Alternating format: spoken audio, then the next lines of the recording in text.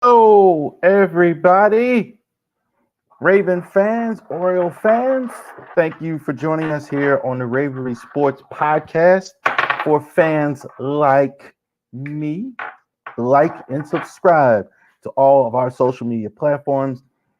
If you're watching us now, you're watching us on our YouTube page, our Twitter page, or our Twitch page. You're watching this a little later on Facebook. We have been having some issues tonight getting that on Facebook. So hopefully, eventually, if you are watching this on Facebook, you're not watching this probably at the same time as our other platforms. So definitely like and subscribe to all of our platforms as well. There's Genesis Notary Service / Facebook is my notary business. You can definitely give us a call or go ahead and book your appointment right on the Facebook page. You can definitely book the appointment right on the site as well, or you can give me a call at the number that's on there as well. More of you have been calling. Got a couple calls from real estate people wanting to do notary services. Thank you very much for giving us a call and getting us squared away. ravorisports.company.site. Buy our merchandise right on the website as well. Right now, we got this on the website now, rocking what I call the Jim Palmer shirt. This is the announcer that John Angelos makes the announcers wear during the games instead of wearing a suit, which is a whole nother thing. But you can get a shirt just like this Jim Palmer shirt, what I call the Jim Palmer shirt, right on the website. We have a large, extra XL and L on there as well.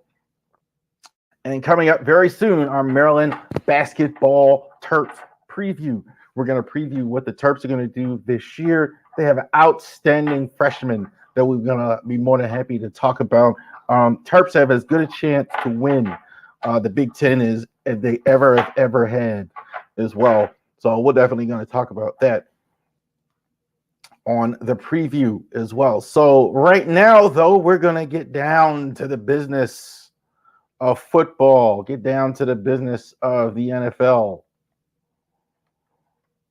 and get this squared away. So we had a Ravens and Lions game on Sunday. If you want to go ahead and there you go, graphic. If you want to go ahead and even call it that, this was a total one-sided affair in our favor.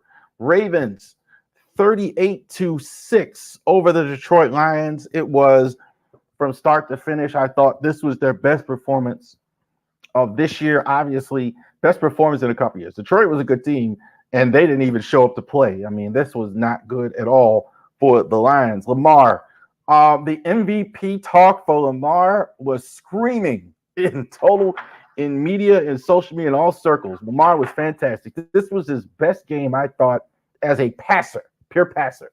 21-27, 357 yards passing, 3 TDs. He also had a rush TD. He's still, I got to tell you, man, I mean, Lamar has always been underrated as a passer, I think, because he's always been such a good decision maker.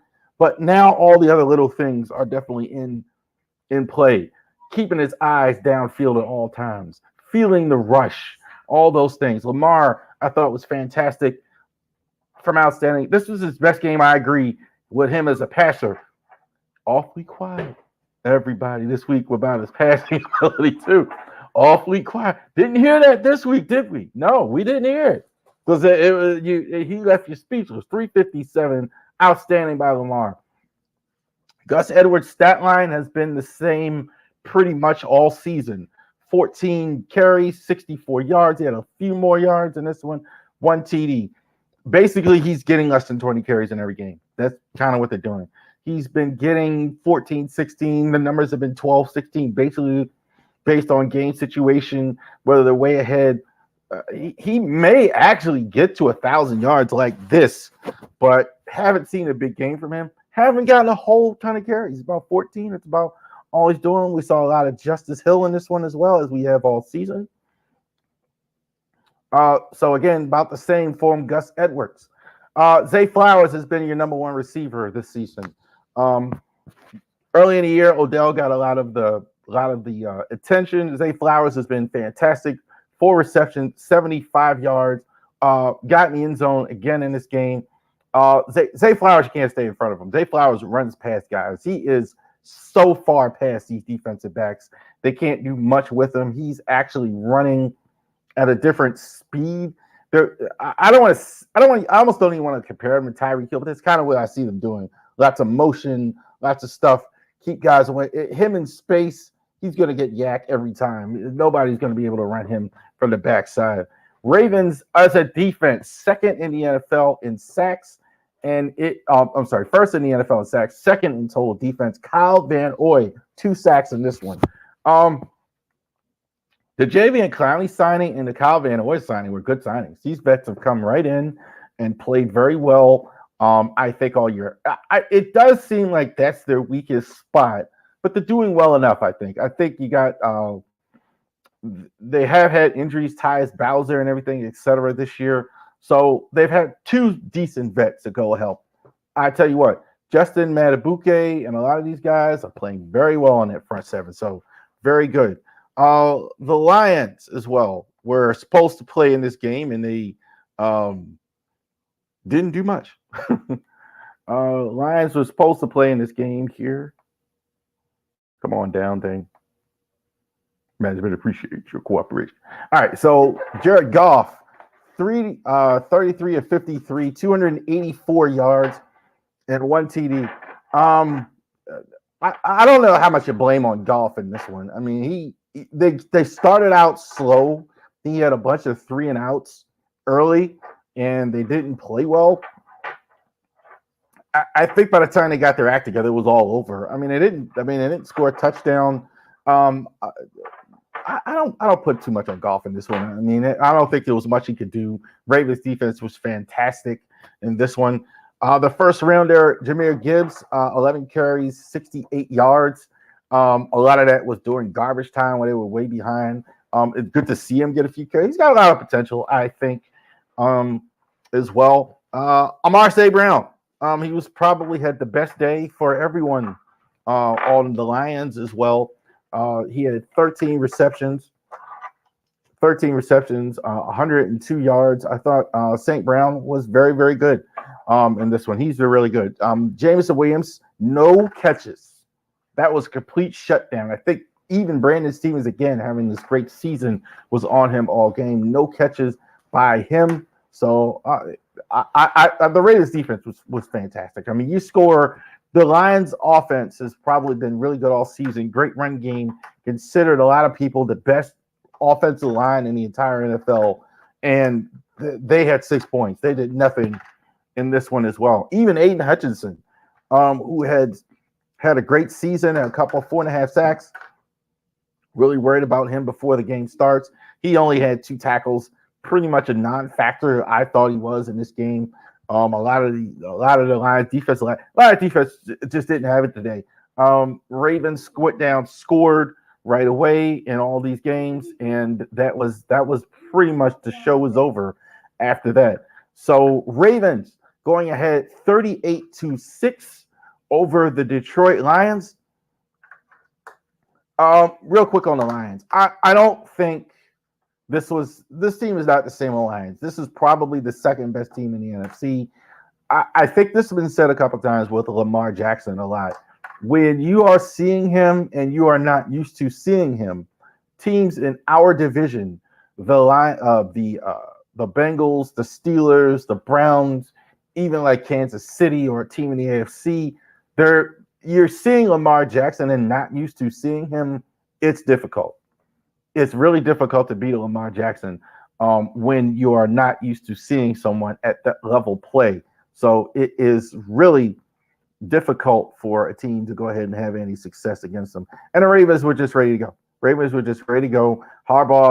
John Harbaugh said they were ready in practice. They were ready all week long, ready to go. They certainly were 38-6, best performance of the season for the Baltimore Ravens.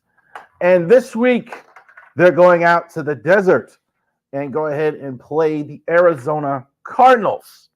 So a lot going on. We'll get to the Diamondbacks here that's going to the World Series.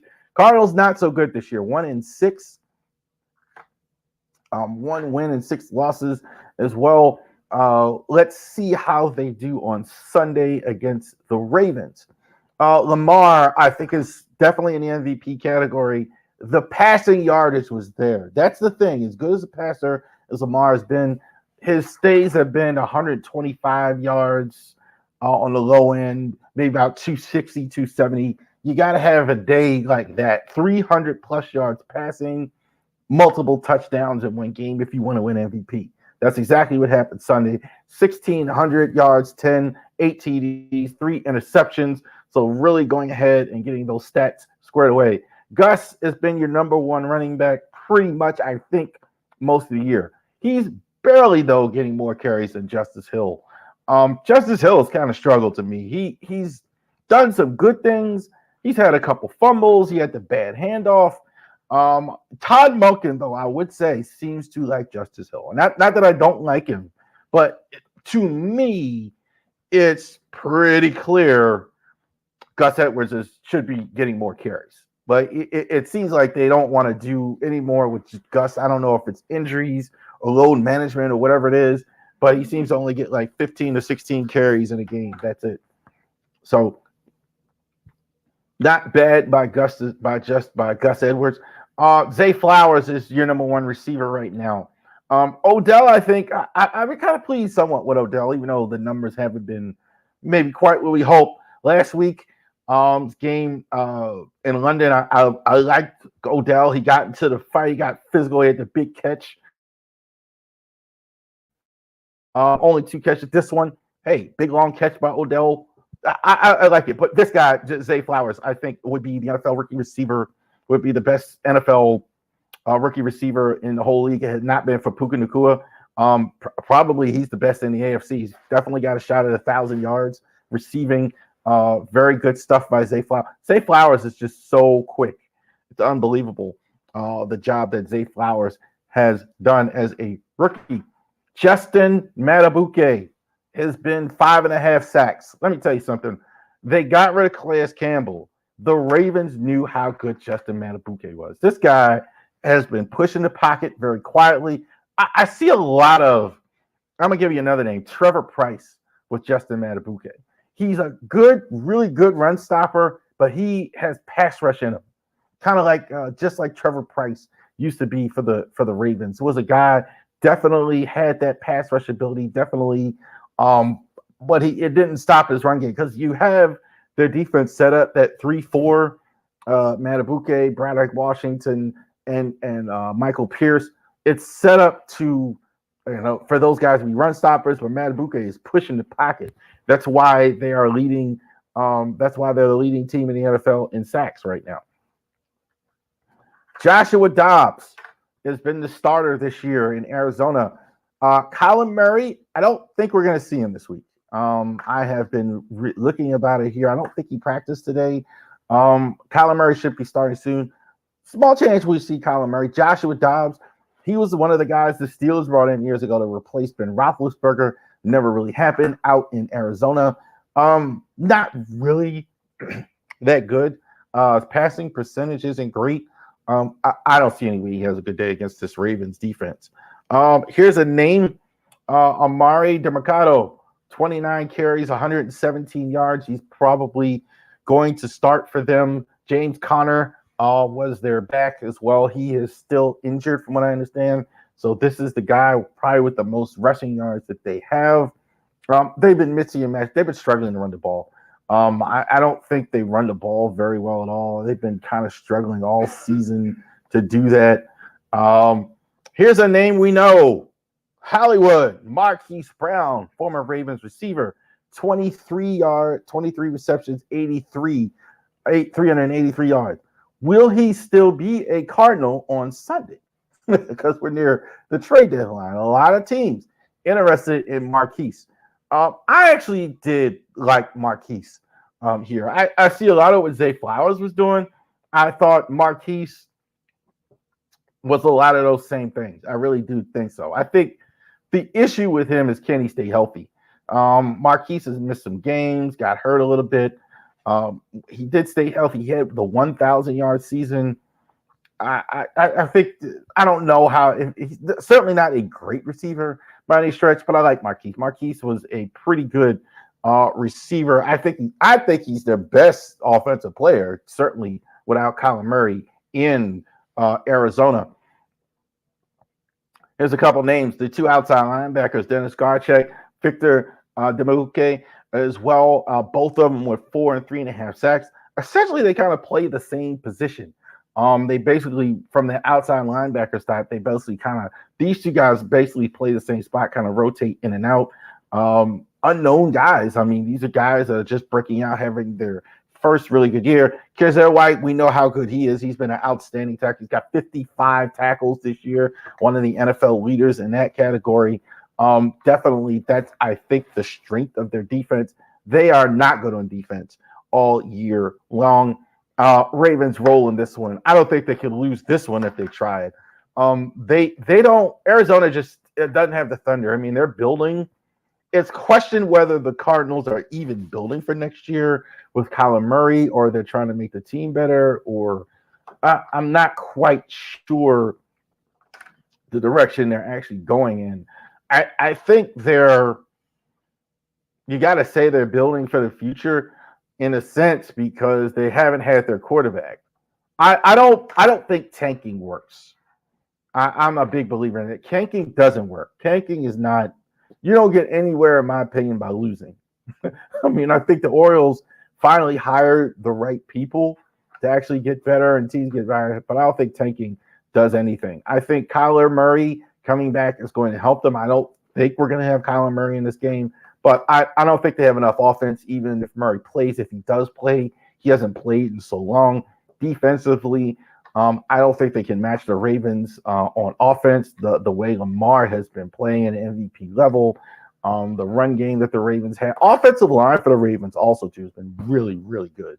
I thought Ronnie Stanley was.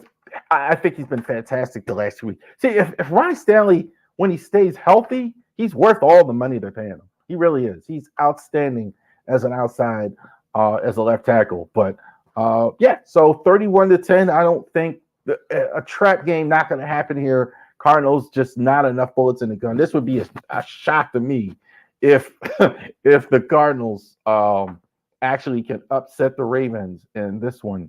So there you go. Ravens actually successful. Ravens actually successful in that one, 31-10. We will see on Sunday there for that game, 4:00 start. So a lot of the Ravens, and I think John Harbaugh kind of lobbies for this, a lot of their games so far have been that Sunday 1:00 window. This one is at 4:00, so it's a West Coast game. So we will actually see that one on Sunday. Let's go to the Big Five. Let's talk about the 5 biggest games on the NFL schedule this Sunday that were not Raven games. Last week, a lot of weird stuff in the NFL that actually happened all across the board. Niners lost to Minnesota. Steelers inexplicably. I don't know how Steelers continue to win. I'm not saying that because I hate the Squealers, which is true, but the Rams are a better team. But the Steelers just keep winning. I mean, defensively, we're gonna talk about the Steelers here, but it's inexplicable how the Steelers actually keep winning. I don't think the sky is falling in Buffalo despite their losses. I think they're gonna kind of bounce back, but they have some issues as well. Let's talk about Thursday night game. Buffalo Bills playing the Tampa Bay Buccaneers. So Tom Brady is retired, and well, they're starting Baker Mayfield at quarterback, the Tampa Bay Bucks. Bucks, I think they're playing about as well as they're going to play. Honestly, I think Tampa Bay is good. I think Tampa Bay is good, but good's about it. I don't think the sky is collapsing in Buffalo like people saying. I think offensively running the ball, they're having struggles. It's weird in Buffalo how they have trouble running the football with some of these backs with the talent they have. It's strange, but I think that's the issue.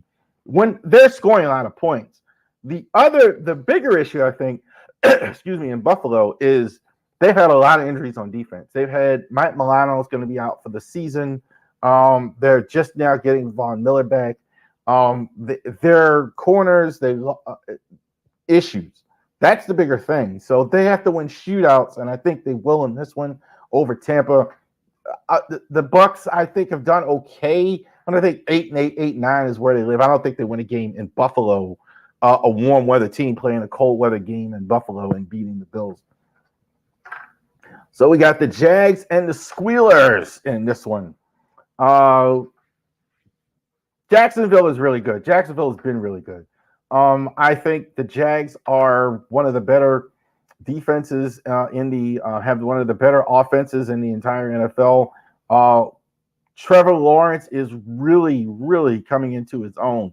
Trevor Lawrence in college was one of the better college quarterbacks that I ever saw in the pros. I think he's coming along as well.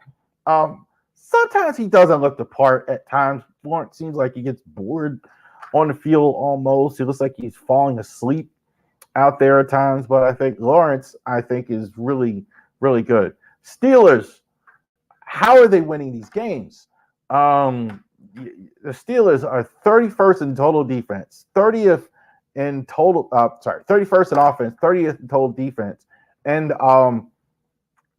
they're still winning. Like, you're not supposed to be at the bottom of the league in offense and defense and win. I can tell you how they're winning, though. TJ Watt, I think, is sensational. Their other outside linebacker, Alex Highsmith, is sensational as well. One of my favorite football stats, again, giveaway, takeaway. Third in the league in that. So what they're doing is, hey, they're giving up yards, but they're taking the ball away, and when they have it, they're keeping it. Also, too, Kenny Pickett's really good at end of games. I've noticed that. He's not good for the first three quarters at all, but he's good in the fourth quarter. I gotta take Pittsburgh wins this game. I think like the Jaguars are a bit uneven at times. I think Steelers are keeping it close, and the Squealers should actually come away with the win in this one. Rams and the Cowboys. So the Rams, congratulations to Rams coach Sean McVay. Looks like he had his first child here the other day. He said the baby wouldn't be born while they were playing football. He'd be born on the day, and the baby was born a day off. He gets to coach the game and be there as well. The Rams, I think, are still building. I think look, Puka Nacua has been fantastic. The whole receiving core, I think, is really good. Cooper Kupp is actually back for them. The whole receiving core is really good. 7th in the NFL in passing yards. Nacua, 752 yards receiving. I mean, we haven't even got to the first half, and three TDs. So he's really good. Dallas, I want to say one thing. You want to blame Mike McCarthy for everything. You want to blame Dak Prescott every time you lose a game. Tony Pollard has not been the guy, and I kind of said that everybody was so anxious to get Zeke Elliott out the door. He's this blah blah blah. Tony Pollard, he's holding him back. Tony Pollard hasn't exploded in anything so far this year. So that's a thing. Their running game is not quite as good as we thought. I tell you what is good: CeeDee Lamb. CeeDee Lamb has been fantastic as well. I'm gonna take the Cowboys with a slight edge. I mean, this will be close. It wouldn't shock me if the Rams won, but I really do. I think the Cowboys are going to go ahead and win this game very close over the Rams. This game definitely should go to the fourth quarter. Here's two teams: the Seahawks and the Cleveland Browns. So it's definitely been reported PJ Walker is going to play in this game and not Deshaun Watson. Deshaun Watson is still hurt as well. I'm going to tell you something right now. PJ Walker, every time I've seen him play, I'm wondering why he doesn't play more. I know he didn't play at Alabama, Michigan, or he played at Howard, I think. Uh, I think I don't know if this is that much worse for him. That defense that the Browns have is serious. Now they weren't that great last week as well. I think they kind of really recover in this one. I think they really are going to give the Seahawks a tough time.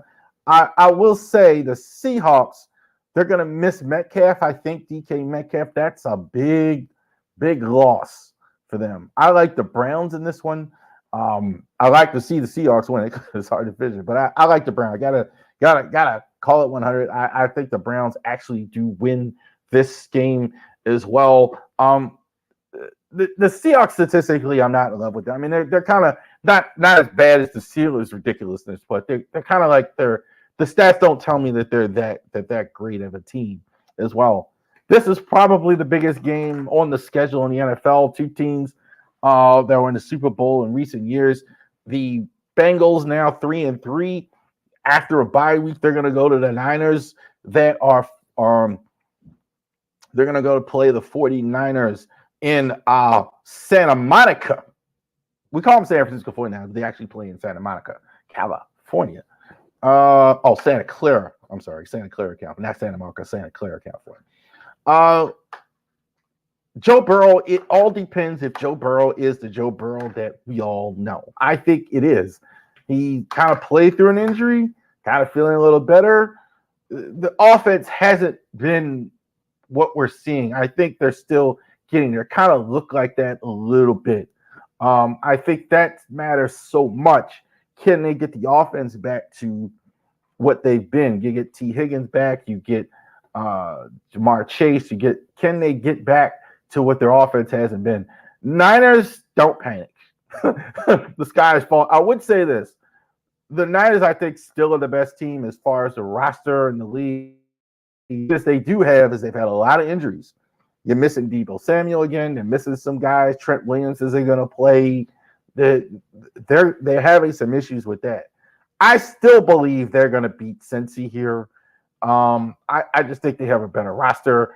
McCaffrey should play. That matters a lot as well in this one. I think the defense of the 49ers holds up against a really good offense as well. That Niners deep defensive line against the Bengals offensive line, don't like their chances. I like the Niners in this one, especially after two straight losses.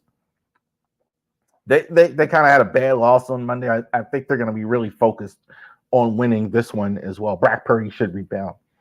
All right, Big Five. 5 biggest games on the schedule that are not Raven games. Go ahead and enjoy all the games this Sunday when you're watching, and Monday and Thursday as well. Bad Sunday night game not in there, obviously. I'm surprised they didn't flex it out. The Chargers and the Chargers and the Bears. Bears not any good at all. They're not even going to have Justin Fields. I would say, Rich Sterry, guy played nearby Shepherd University, will be starting for the Bears on Sunday night. This area, if you've been to Shepherd University, they're probably having parties out there in West Virginia. They're gonna watch him on a Sunday night game. So good for him getting the start. Let's talk Terps real quick. So Terps going into Northwestern 3-4, 5-2. Terps had a bye week after that terrible loss to Indiana. To Illinois. That was a bad loss. Illinois came to play. I think Mike Loxley gave him a chance to yell for 2 weeks, get his team focused. So we will actually see that game on Saturday as well. See how the Terps do. Northwestern is actually doing a little better than I thought they would. I thought after they fired the coach, Fitzgerald, for all that foolishness that went on, I think they've kind of rebounded. They've kind of rebounded, I think, much better than Michigan State has. I don't think they lose, though. I don't think they lose. I think the Terps should be focused. They should be. They got to get off to a good start. A lot of this year, Terps are a little bit listless at the beginning, and I think finally they played a game and it cost them when they played Illinois, where they just didn't start out well, and it finally, we weren't able to make our way back. We weren't able to actually do that. The Ohio State game they lost. I mean, Ohio State's just a better team. Ohio State, fantastic. So We are going to head and take a look at that as well. Saturday, definitely check that out. Maryland and Northwestern. Next week, definitely will be more in depth when the Terps play the Med State Nittany Lions. My mom, when I was little, took me to see Maryland and Penn State at the old Memorial Stadium for a birthday present one year. So very cool to see that. Let's talk about the greatest high school rivalry of all time, the 135th meeting of the Baltimore City College Black Knights against the Poly Engineers. 135 times they played. They played in the 2000s. They played in the 90s. They played in the 1800s because we got over 100 years of this rivalry. So very cool. I always stand as a Black Knight, as always. 4-4 against Poly, 3-5. This game is going to be played at the Hughes Memorial Stadium, which is the home field of the Morgan State University Bears. They are having the game. There was a shooting a couple weeks ago at Morgan State. As we know, they canceled their homecoming. There has been some gun violence on campus. This game is going to be on. Of course, as I know, as an alumni, there's going to be tailgating and drinking all day long. Anyway, but the game is going on there as well. 12 o'clock Saturday at the Hughes Stadium. This is the NFHS network. A lot of people won't even know what that is. That is a streaming service that does high school football games. So I don't know if people want to actually. It's not a bad idea to subscribe to that as well. It's about $11 a month, I think it is. And it's definitely, if you can't make it out to the game, that's something that you can do. That's a very cool network to actually go ahead and get, because that's something like for me, and I have a daughter in high school football as far as the band, and she could go out and you can watch that game right there on the streaming service and check it out right there. So definitely check that out, especially if you're in high school or whatever, you see this thing there.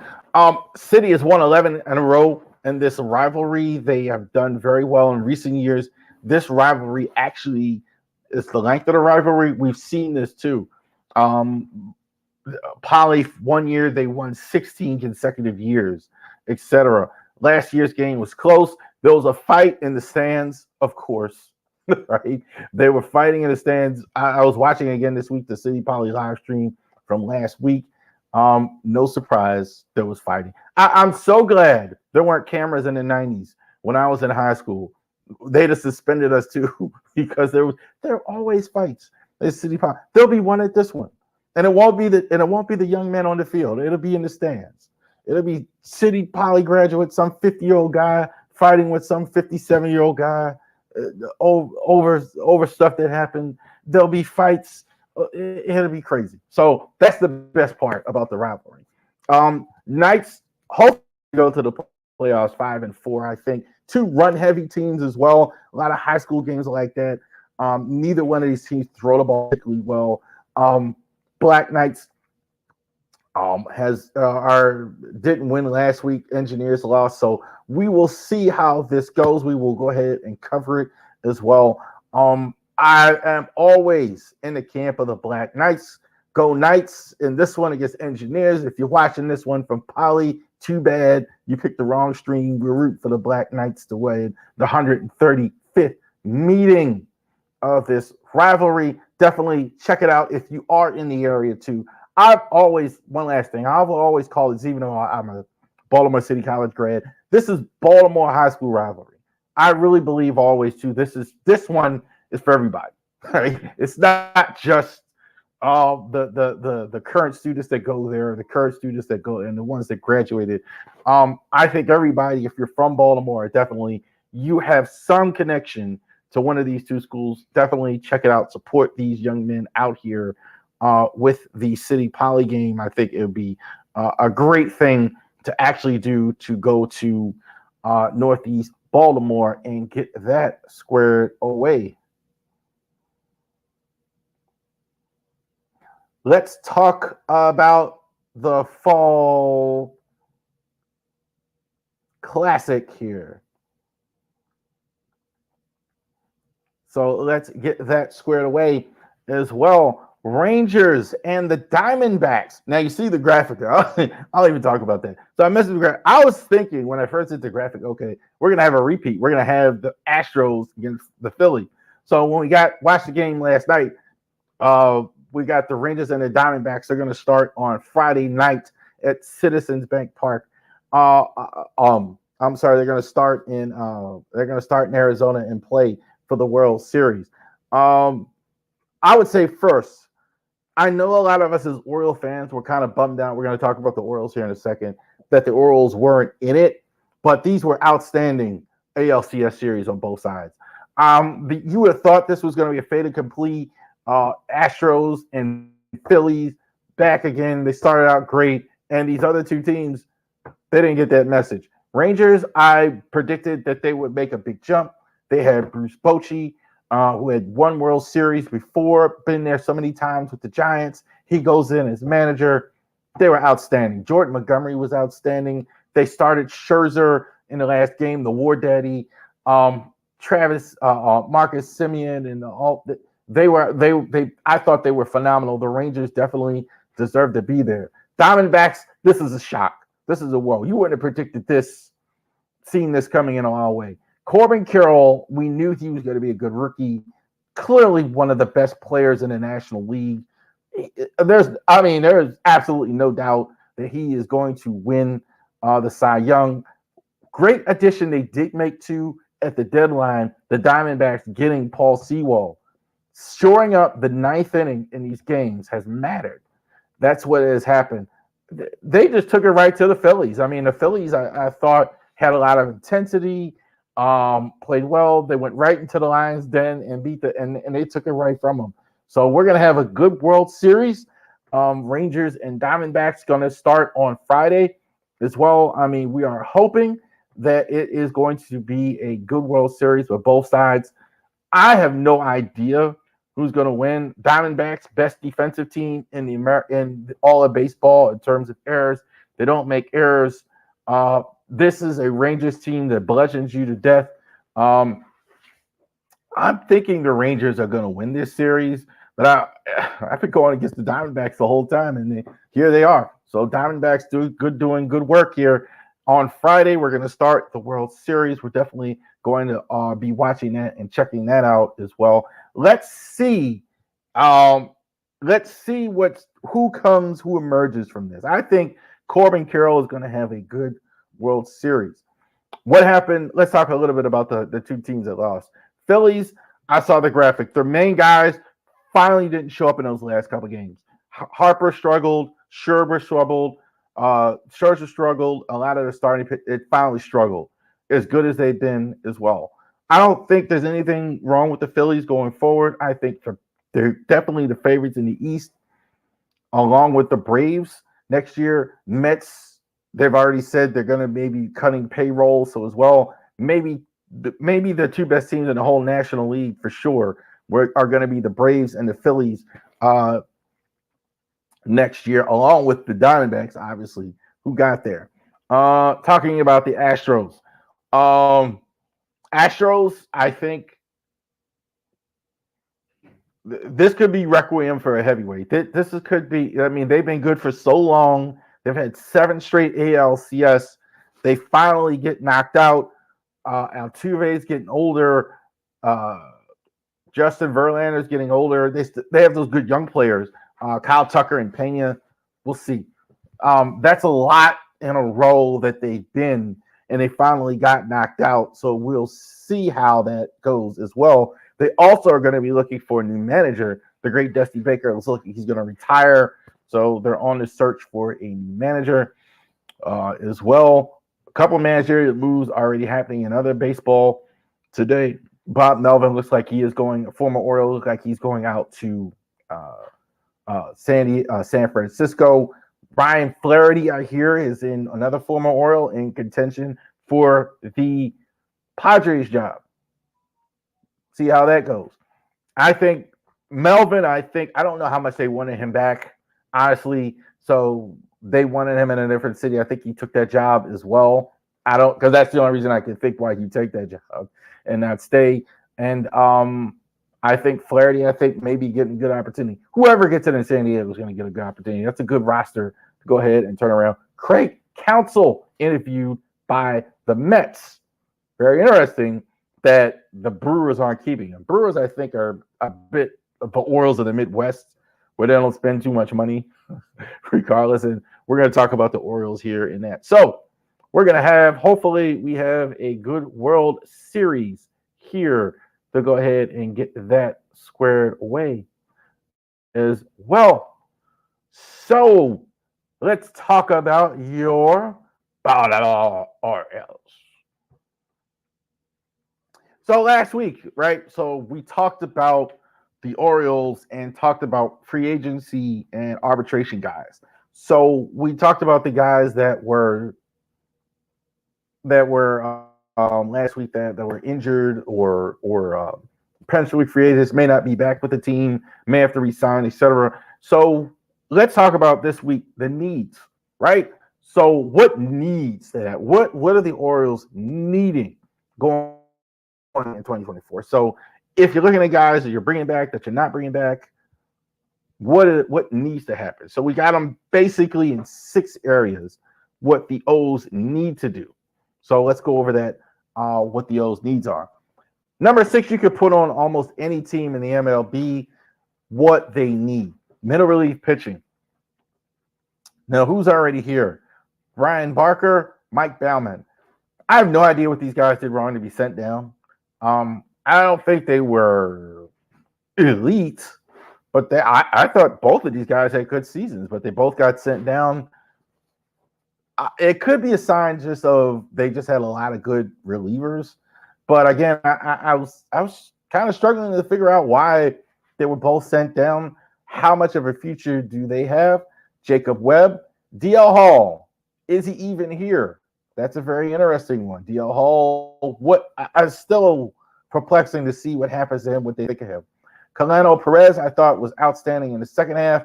Danny Colombe, I thought was probably the 3rd best reliever all year long. Yadier Cano, is he a middle reliever? Last year, I would say this is the one where I would give the Orioles some credit. They did go ahead and re-sign a lot of their guys. In arbitration, gave them some raises. They did go out and get Michael Givens. Didn't work out, but they did spend a little bit of money here. So it's not like that. I think relievers are always here because it's such year to year with relievers. Good year, and then they have a bad year, so you're not really sure what you're going to get from year to year with relievers. So we will see what happens here. I'd be surprised if they didn't sign a veteran here. So we'll see what happens. I think they're going to maybe 1 or 2 guys in free agency and going ahead and getting that kind of like a blue light special type. Now, this is the big one here. You're going to have a closer opening. You have Felix Bautista still. He has got the UCL injury. He's not going to pitch at all in 2024. And Yadier Cano more was the de facto guy at the end. Do you stay with that 2024 or do you bring somebody in? Because you're definitely not going to have your guy. Bautista you're not going to have him till 2025. You'll have him. He should be healthy enough to go at the start in 2025. Yadier Cano, I'm not sure here. I think it's not out of the realm, even the Orioles, that they bring a what I call like a Billy Wagner type signing in. So what is that? Billy Wagner was a veteran guy that the Braves had brought him in for 1 year, and he was fantastic. And then then he went ahead and retired. Somebody like that, a Randy Myers type sign, a hired gun for 1 year and say, hey, we're not going to have him, but we can get a veteran guy to go ahead and get that taken care of. That's something that I think the Orioles would absolutely look at. They do have good in-house candidates. Yadier here is on the graphic. I think Colano Perez, would be a good choice. I have no problem with that. DL Hall, let's see what they want to do as well. I think he's in several categories for the Orioles. What else do the Orioles need? Utility infield. What is already here? So Jorge Mateo is on the team as well. Let's go from the other side. Ryan O'Hearn, interesting. Ryan O'Hearn is a free agent at the end of this. Is up for arbitration as well. Ryan O'Hearn had a career year. Do you think that he can play at the level he's been playing? Do you think that she's worth bringing back? I have no idea what they're going to do with Ryan O'Hearn. They're so crowded at a couple positions. Joey Ortiz, this could be. I think this is the spot for him. I don't know if they're going to give this to him, but I think this is what he is, a utility infielder. Guy who could play a little third base, a little second base, run infield, give you maybe a day in left field or something like that. I think this is kind of what he is. I know he has a good prospect ranking. I don't like it. I do like him in this role. If they said, hey, we're going to put Joey Ortiz as a middle infielder, I'm actually fine with that. Ramon Urias, this guy probably with all the bodies got the biggest shaft. He should be a starter somewhere. He didn't start. I think he did fairly well considering his power numbers were way down. But again, they kept yanking him in and out. We'll see how that goes. Adam Frazier, would he take? I think Westberg may start at the next season at second base. Adam Frazier, I think he's going to go look for a starting job somewhere. It's not impossible that he takes this gig. I wouldn't. It wouldn't shock me at all if Adam Frazier actually took a job as a utility guy. We'll see how much heroes like him. Westberg, I think he's going to break camp next year as the starting second baseman. I think you're going to go ahead and pencil in the 7-8 spot. I think that's what's going to be, not a fait accompli. A lot of things can happen between now and 10. I think he is outstanding as a utility guy, though. I think this is definitely a thing. Would they actually use him in there? Would they actually bring somebody else in for this from the outside? Jorge Mateo, I think, is the best choice. Is a very good choice for this as well.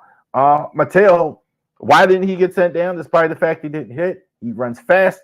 He runs fast. He has great glove. That's an excellent utility infielder. They may not use a lot of these guys. I'm very interested to see what the logjam they had. Could any of these guys also be trade bait? So you got a lot of candidates, but you still have a need because there's no clear-cut indication about this at all. Starting shortstop. Okay, so this is definitely open. Here are the four guys it's gonna be. Outside shot for Westberg. I'm probably thinking he plays second, but he did play short. If they're looking for a guy every day, it wouldn't completely blow the doors down if they played him at second. If you can get a good second baseman in the offseason, I think you're going to. I think it's a small chance you could be Westberg. I think probably at second base. I would say the guy who held the job last year and some of this year, Jorge Mateo, he is going to be in the mix as well. I don't know if he's going to be the starter. I think he's going to be a utility guy if he makes the team. Great speed, runs well. I think Mateo would be a good addition. I didn't have the hate for Mateo that he got online. I thought that was a bit unfair. Gunnar Henderson. Again, I think he's at a different position. I think it's third base for Gunnar.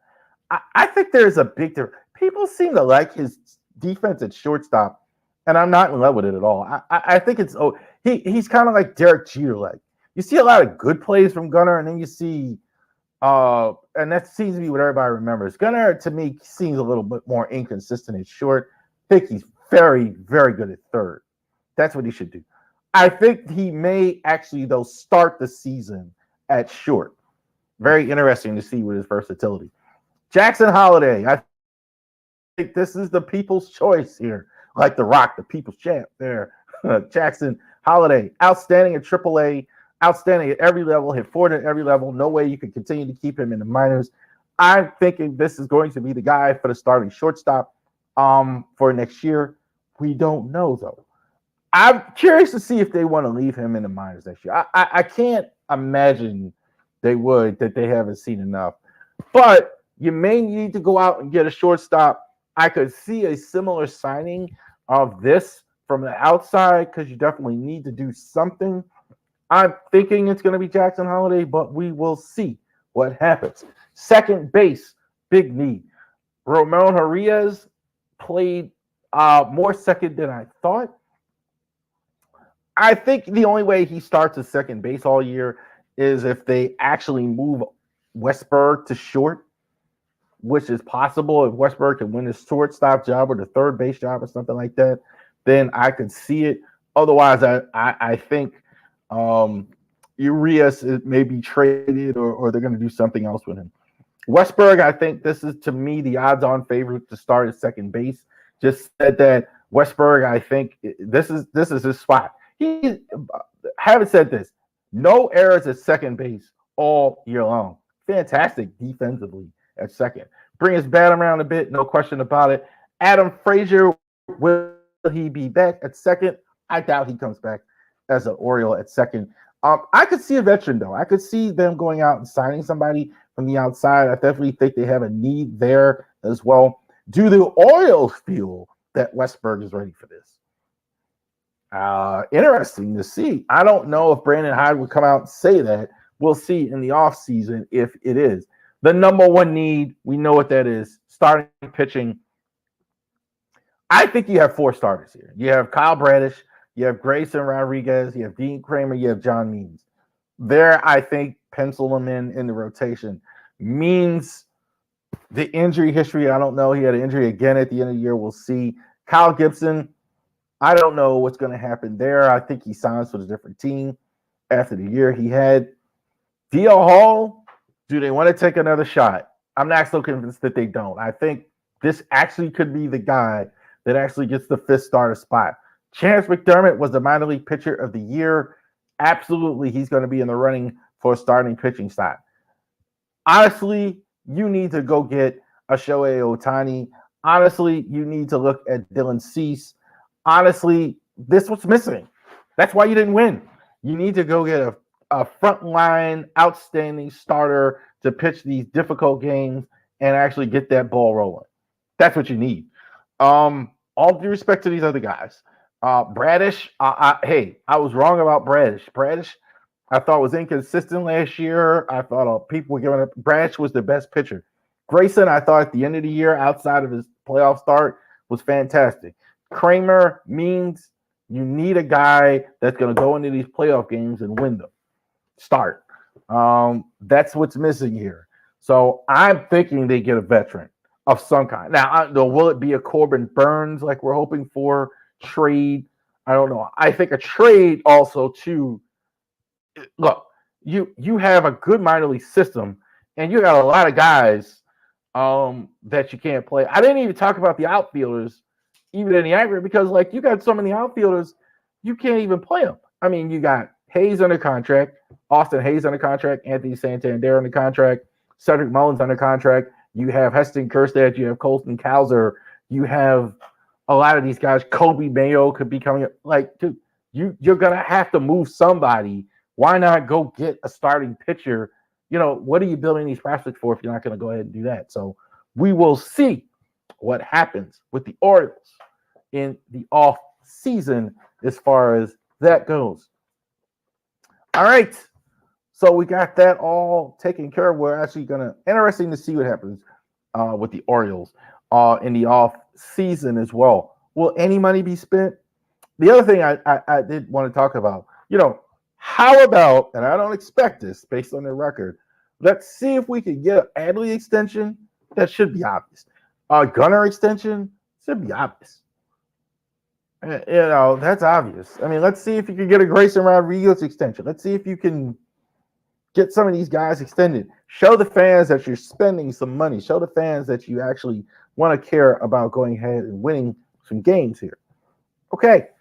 Thank you so much for joining us this week on the Ravery Sports Podcast. This was the last one in October. I think October, this is the best month in sports. No question about it. NFL, college football. We got the Fall Classic. We just had the NBA start yesterday as well. So definitely check out all the games, the best month in sports. Go Black Knights over the Poly Engineers on Saturday. So definitely check that out. Thank you very much for joining us, and you enjoy the rest of your day. You enjoy all the games